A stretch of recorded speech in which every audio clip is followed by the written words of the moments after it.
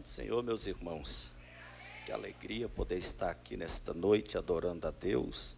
Já sentimos a presença de Deus aqui neste lugar e eu estou certo que Ele está na casa, amém? A presença dEle está entre nós e você perdeu a oportunidade de agarrar com Ele aqui nesta noite, amém? Meus irmãos, vamos abrir a palavra. Quero agradecer a Deus pela vida do pastor Fábio, que nos fez esse convite. Deus abençoe o senhor, sua casa, seu ministério. Que Deus faça frutificar, crescer cada dia mais. Amém?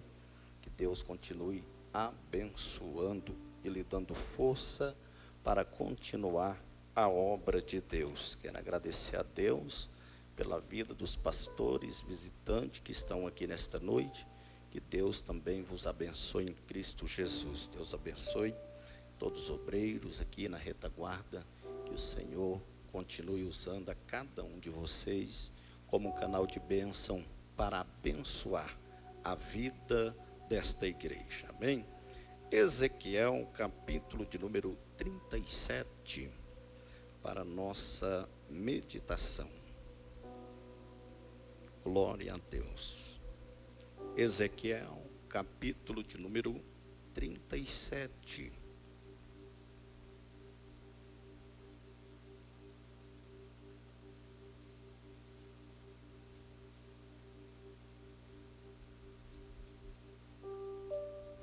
Glória a Deus. Livro do profeta Ezequiel, capítulo 37, diz assim o verso 1: Veio sobre mim a mão do Senhor, e o Senhor me levou em espírito e me pôs no meio de um vale que estava cheio de ossos, e me fez andar ao redor deles, e eis que eram muito numerosos sobre a face do vale, e estavam sequíssimos. E me disse: Filho do homem, poderão viver estes ossos? E eu disse: Senhor Jeová, tu o sabes. Versículo 11 e 12 diz assim: Então me disse: Filho do homem, estes ossos são toda a casa de Israel. Eis que dizem: os nossos ossos se secaram e pereceu a nossa esperança. Nós estamos cortados. Portanto, profetiza e diz-lhes: assim diz o Senhor Jeová: eis que eu abrirei as vossas sepulturas e vos farei sair das vossas sepulturas, ó povo meu, e vos trarei a terra de Israel. Podeis se assentar adorando a Deus.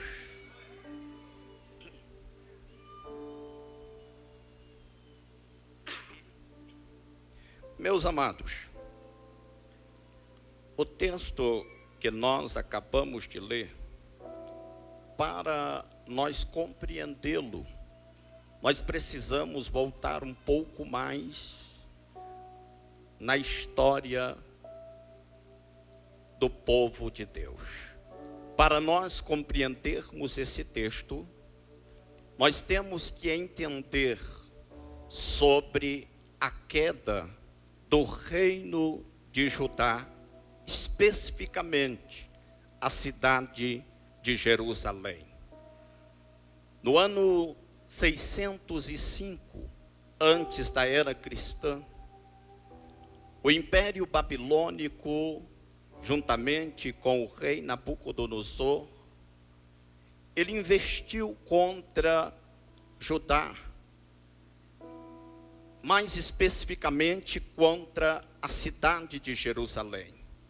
E ele leva da cidade de Jerusalém alguns cativos. Ele leva as mentes brilhantes que tinha dentro de Judá.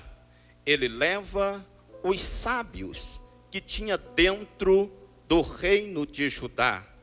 Dentre estes sábios estava Daniel, seus amigos e outros que tinham grande conhecimento da parte da ciência.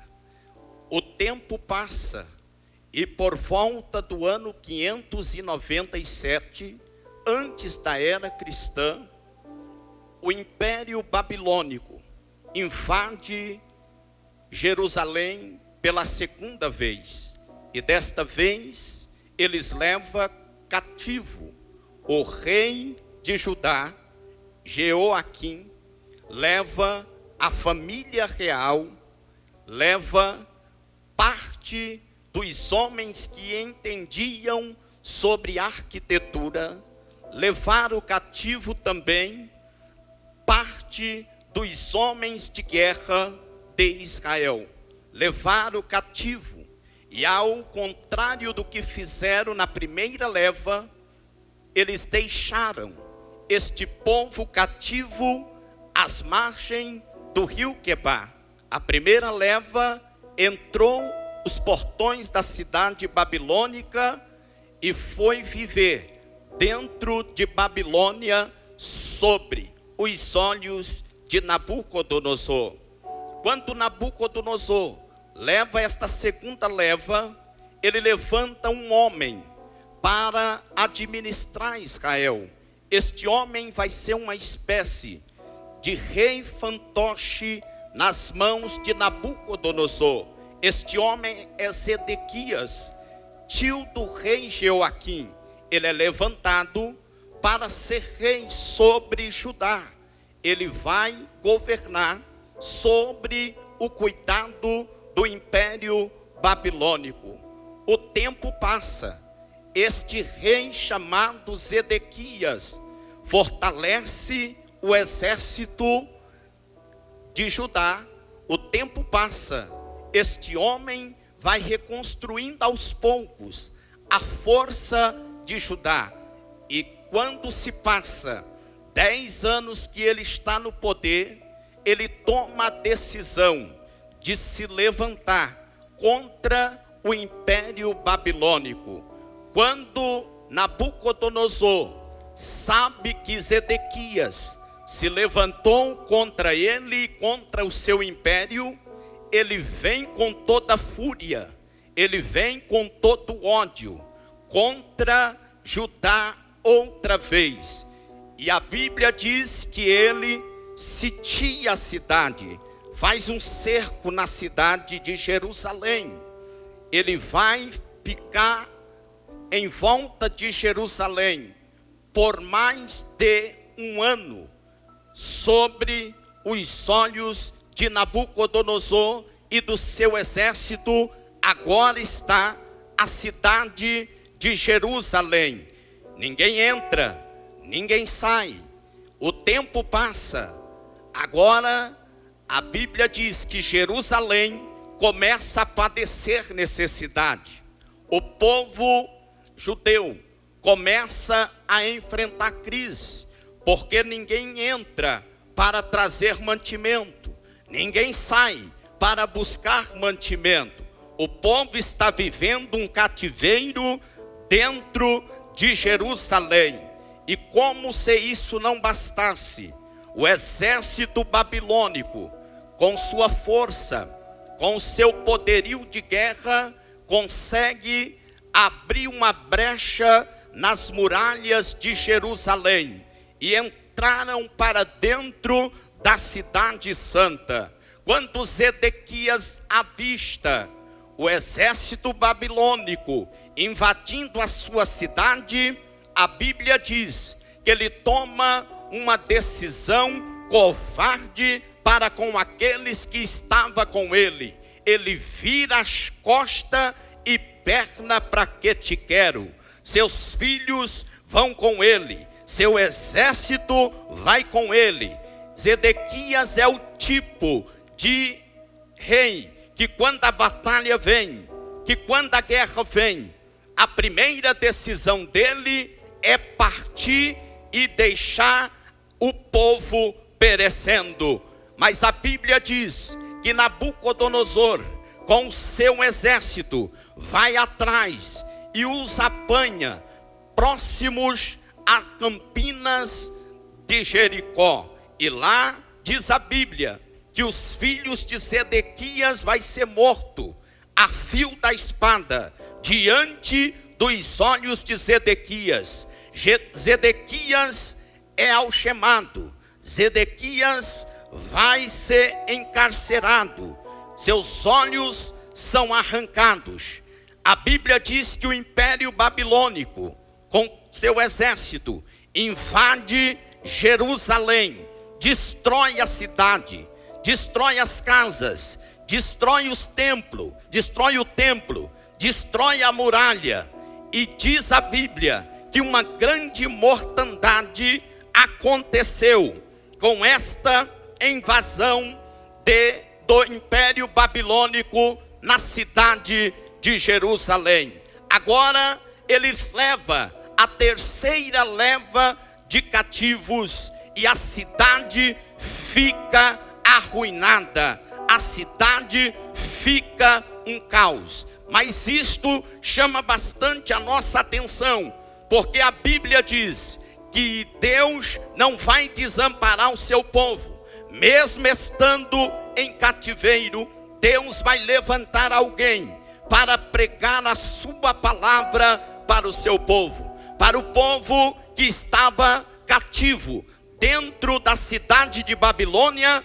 Deus levantou o profeta Daniel para o povo que estava cativo às margens do rio Quebar. A Bíblia diz que Deus levantou Ezequiel. E para o povo que ficou cativo em Jerusalém, sobre as ruínas da cidade, a Bíblia diz que Deus levanta o profeta Jeremias, conhecido como profeta das lágrimas, porque ele assistiu todo o caos que Jerusalém viveu. E é nesse contexto aqui, a qual nós lemos nesta noite, quando o rei Nabucodonosor, com o seu exército, leva o povo cativo para a Babilônia, ele não levou tão somente um povo, ele levou sonhos, ele levou projetos,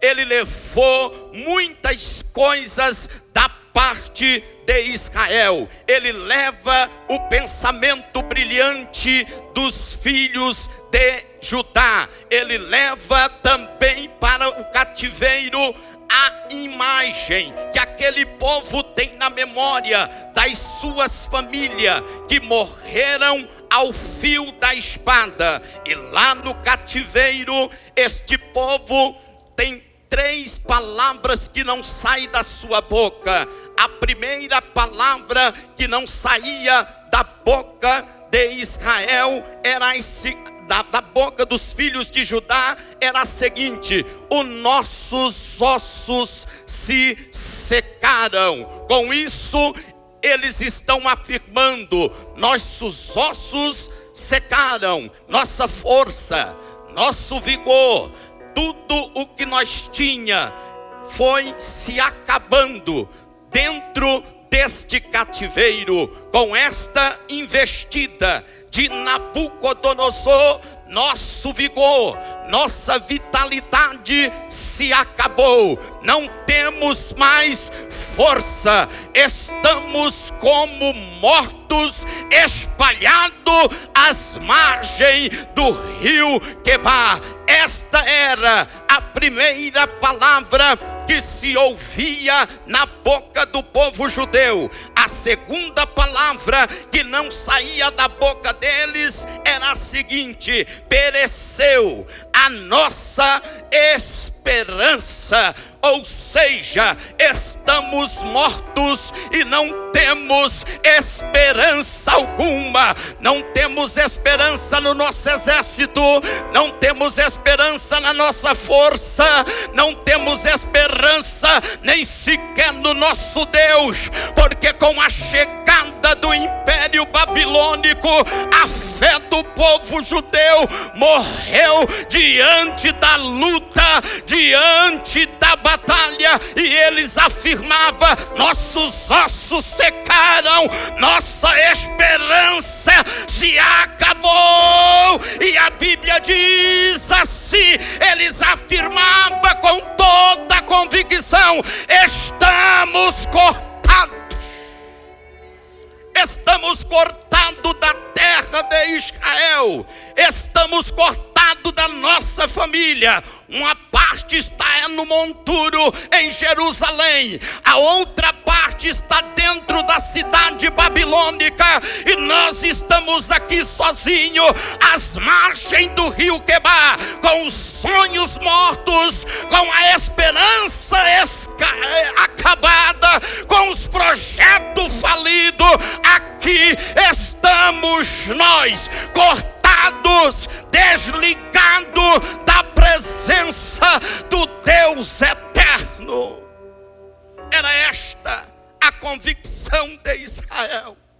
Mas a Bíblia diz que enquanto Israel está com esses pensamentos de que não tem mais jeito, de que não tem mais esperança, de que nada mais vale para eles, Deus levanta o profeta Ezequiel para trazer uma palavra para o coração de um povo que não tem mais expectativa de vida.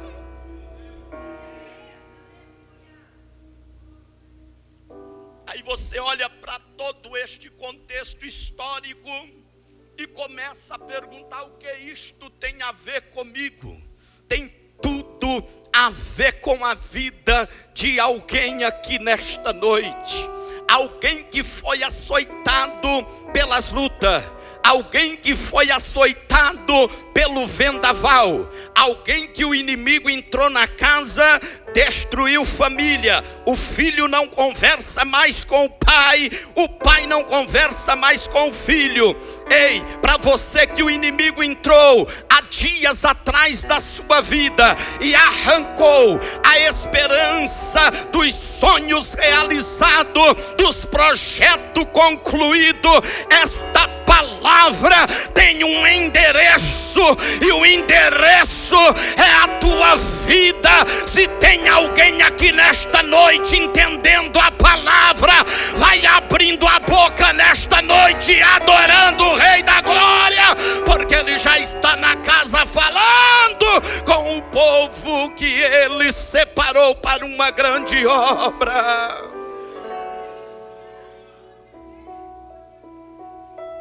Deus vai levantar o profeta Ezequiel, e Deus toma o profeta pelas mãos e leva o profeta em espírito a um vale de ossos secos. A Bíblia diz que Deus faz uma pergunta ao profeta Ezequiel: pode esses ossos tornar a viver? O profeta vai responder: Senhor, tu sabes. É interessante a fala de Ezequiel. Ele poderia responder com um sim, ou ele poderia responder com um não.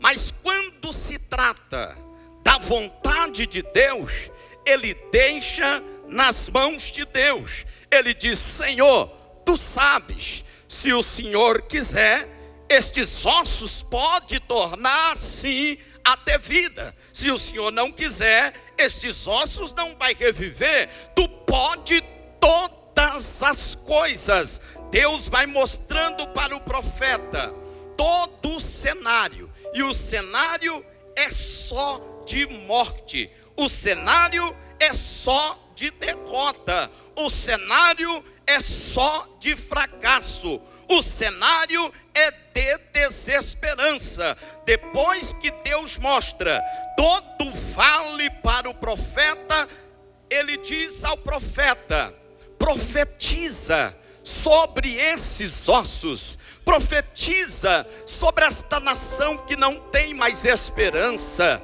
profetiza sobre esta nação que não tem mais expectativa de vida, profetiza sobre esta nação que não tem mais vitalidade, profetiza sobre esta nação que não tem mais expectativa alguma relacionada ao amanhã. Profetiza o que, Senhor? O cenário é de desesperança. O que eu vou profetizar, ó Deus? Aí a Bíblia diz que Deus fala ao profeta: profetiza sobre estes ossos a minha palavra.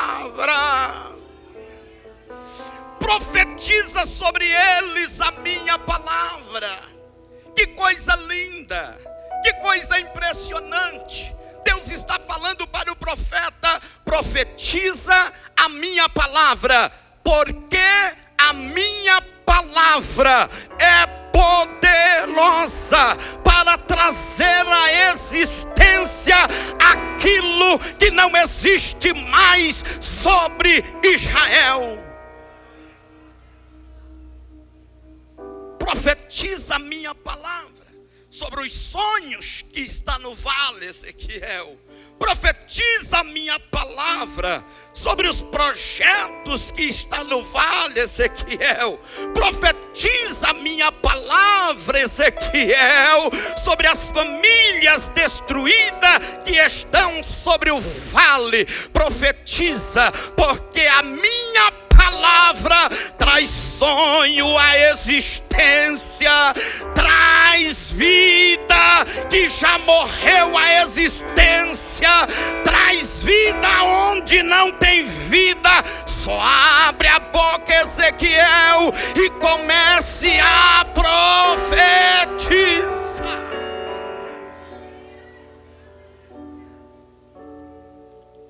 Aí você entra aqui e pergunta: o que isso tem a ver comigo? E os planos que morreram, e os projetos fracassados, e as famílias destruídas. Mas Deus está dizendo: é um tempo novo, é um tempo novo, é tempo de voltar a sonhar, é tempo de voltar a plantar. Israel estava, ou seja, os filhos de Judá estavam às margens do rio Quebar, já não sonhava mais, já não plantava mais, já não colhia mais, estava como mortos. Talvez a sua vida até este ano de 2026 foi uma vida de alguém que andou morto, sem sonho, sem projeto, sem expectativa. Mas Deus abre as portas do céu sobre a sua vida e derrama do Espírito da vida, para que você volte a sonhar outra vez, para que você volte a fazer a obra de Deus outra vez, para que você volte a pregar a palavra de Deus outra vez. Ei, Ezequiel, profetiza sobre estes ossos vida, vida.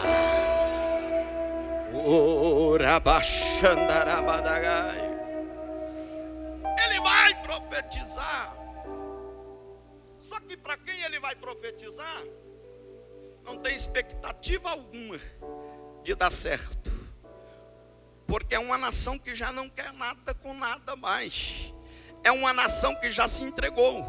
Na mente dos filhos de Judá, na ideologia deles, aqui morreremos, aqui seremos sepultados.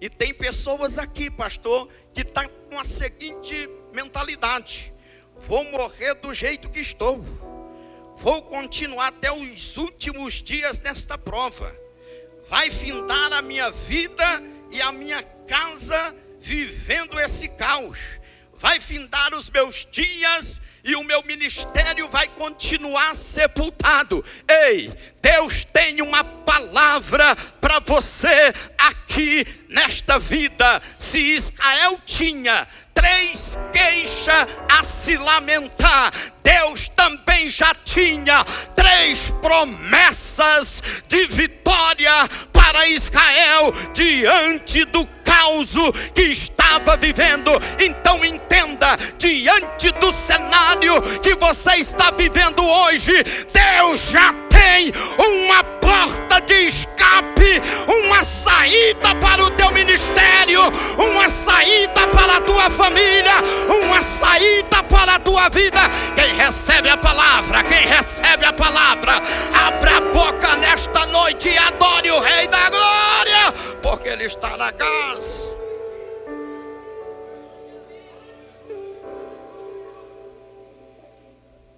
Eles tinham 3 palavras de queixa que não saía das suas bocas. Nossos ossos secaram, nossa esperança se acabou e nós estamos cortados. Aí Deus se levanta no versículo de número 12. A parte do meio do versículo em diante, Deus diz assim: eis que eu abrirei as vossas sepulturas. Promessa de abrir uma porta, promessa de abrir algo para que a vida venha surgir. Deus já está abrindo as cortinas do céu para trazer vida para sonhos e projetos que ficaram perdidos ao longo das batalhas lutadas no curso da sua vida. A Bíblia diz que esta é a primeira promessa de Deus para este povo: eu vos abrirei as vossas sepulturas e vos farei sair de dentro dela. E o diabo batalhando na tua mente, dizendo: vai terminar como está, vai ficar assim até os últimos momentos da sua vida. Aí Deus se levanta nesta noite para dizer: vos farei sair de dentro desta vida, deste ambiente de mortandade. Este ministério vai voltar a frutificar. Esta chamada vai ganhar muitos para o reino de Deus. Este ministério não vai fracassar dentro desta zona de mortandade. Deus vai chamar para a vida obreiros que tinha parado, missionárias que tinha deixado o ministério. Deus vai chamar de volta para a vida, vai voltar a pregar, vai voltar a evangelizar, vai voltar a orar, vai voltar a curar, porque este é o ano da colheita de Deus sobre a sua vida.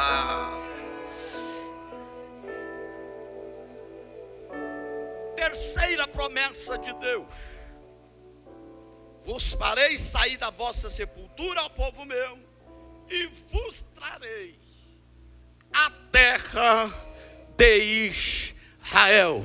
Não vais morrer na Babilônia, não vais morrer como Nabucodonosor quer, não vais morrer conforme Satanás quer, não vais morrer conforme os demônios quer. Deus vai fazer coisas grandes na sua vida e você vai voltar a viver na terra que mana leite e mel. Não morrerás nessa luta, não morrerás nesta batalha, não morrerás nesta crise, não morrerás nessa dificuldade. Deus vai trazer você de volta ao tempo de bonança, ao tempo de bênção, ao tempo da terra que mana leite e mel. Quem recebe esta palavra, abre a boca nesta noite e vai adorando a Ele, e vai adorando a Ele. Tu não terminarás os teus dias como está, não terminarás assim na luta, na prova, na escassez, vai terminar abraçado com a bênção de Deus sobre a sua vida. Enquanto eles pensavam consigo: aqui morreremos, aqui seremos sepultados, aqui vai findar nossos dias, Deus já estava preparando uma glória maior para o povo de Judá. Por isso a Bíblia vai dizer: a glória da segunda casa vai ser maior do que a da primeira.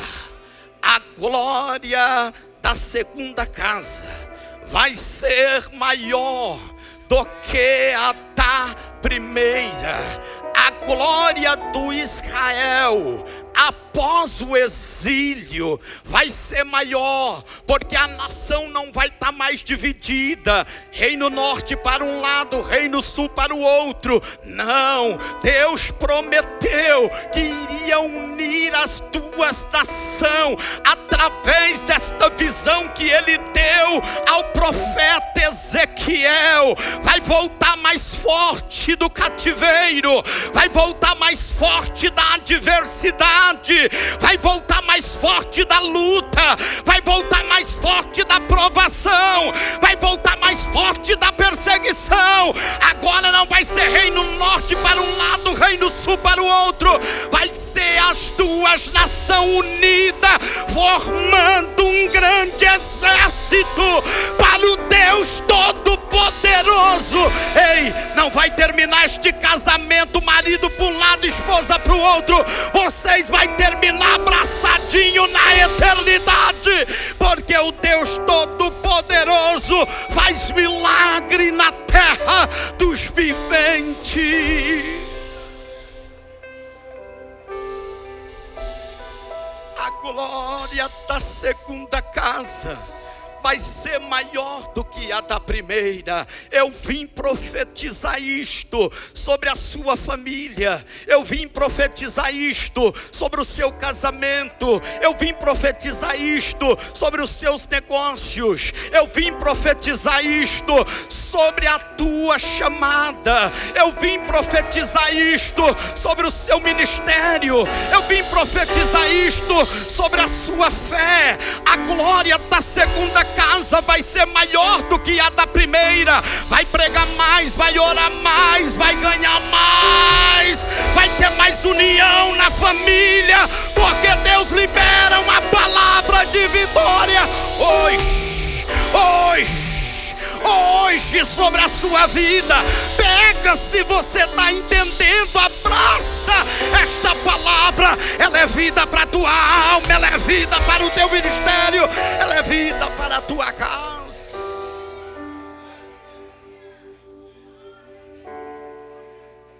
Alguém olhou parado no cativeiro, na luta que você estava passando, na adversidade que você estava vivendo?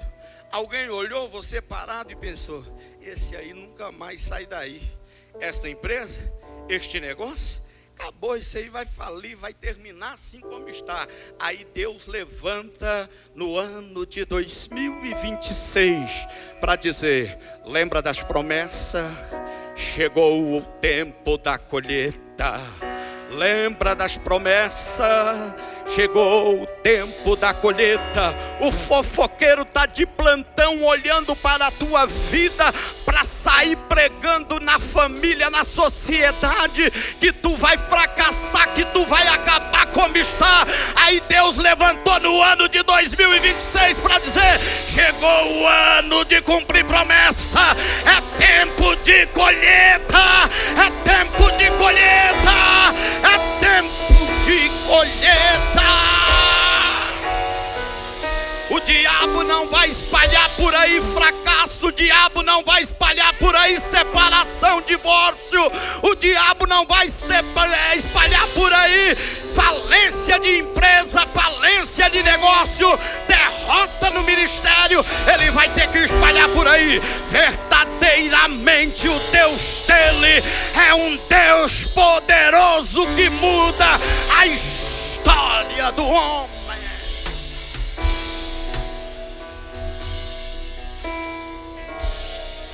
a promessa é esta: se não vejo, então tu lhes dirás, e nunca mais se contaminarão com os seus ídolos, nem com as suas abominações, nem com os prevaricadores, e os livrarei de todos os lugares de sua residência, em que pecaram, e os purificarei, assim eles serão o meu povo, e eu serei o seu Deus. Sabe o que Deus está falando aqui para os filhos de Judá? Neste cenário de vergonha e derrota, vou mudar o quadro de vocês. O vexame foi em Jerusalém, a vergonha foi em Jerusalém. Vou reconstruir Jerusalém, vou trazer para dentro dela a minha presença, e vocês serão o meu povo. E os fofoqueiros que irão dizer: eles são o povo de Deus, eles são a geração eleita, o povo adquirido por Deus para boas obras, porque está chegando o tempo de colheita. Fique de pé nesta noite. Eu quero, nos poucos minutos que me restam, orar junto com vocês, porque a mesma bênção que esta igreja vai viver no ano de 2026, eu quero orar junto com vocês, para que eu e a minha casa também venha viver. Deus vai fazer maravilhas, não duvide disto, creia tão somente, e verás o agir de Deus sobre a sua vida neste ano de 2026.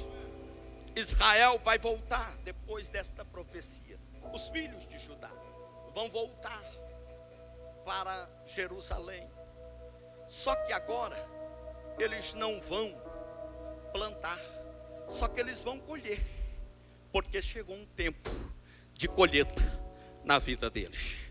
Depois do cativeiro, depois dos dias de provação, chegou o tempo da colheita. Pegue na mão do seu irmão, agora olha nos olhos dele e diga para ele: chegou o tempo da colheita.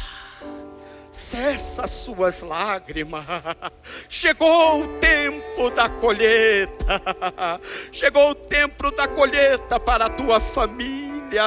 Chegou o tempo da colheita para o teu ministério, para os teus negócios. Chegou o tempo da colheita. Os dias de provação passaram, os dias de cativeiro passaram, as algemas caíram, e você está livre debaixo do sangue do Cordeiro, para viver o tempo da colheita, para viver o tempo da colheita. Oh, eterno Deus, soberano Pai, eu só vim aqui nesta noite pregar a tua palavra, Pai, mas tu me coloca também na mesma embarcação para colher neste ano de 2026. Oh Deus Santo, o meu coração se alegra pela tua graça, pela tua misericórdia, pelo favor não merecido. Mas nesta noite, Pai, a tua igreja mais uma vez reunida está alegre na tua presença, porque entende, chegou a hora, chegou o momento de viver o extraordinário do Senhor. Obrigado, Jesus. Obrigado por me dar o privilégio de poder viver a mesma bênção que esta igreja está vivendo, de poder desfrutar da mesma bênção que esta igreja vai desfrutar a partir deste ano, Senhor. Obrigado, Senhor, por derramar também sobre a minha vida, sobre a minha casa, a unção que o Senhor derramou aqui sobre a vida desta igreja. A igreja que assim acredita, aplaude a Jesus Cristo, glorificando e exaltando o nome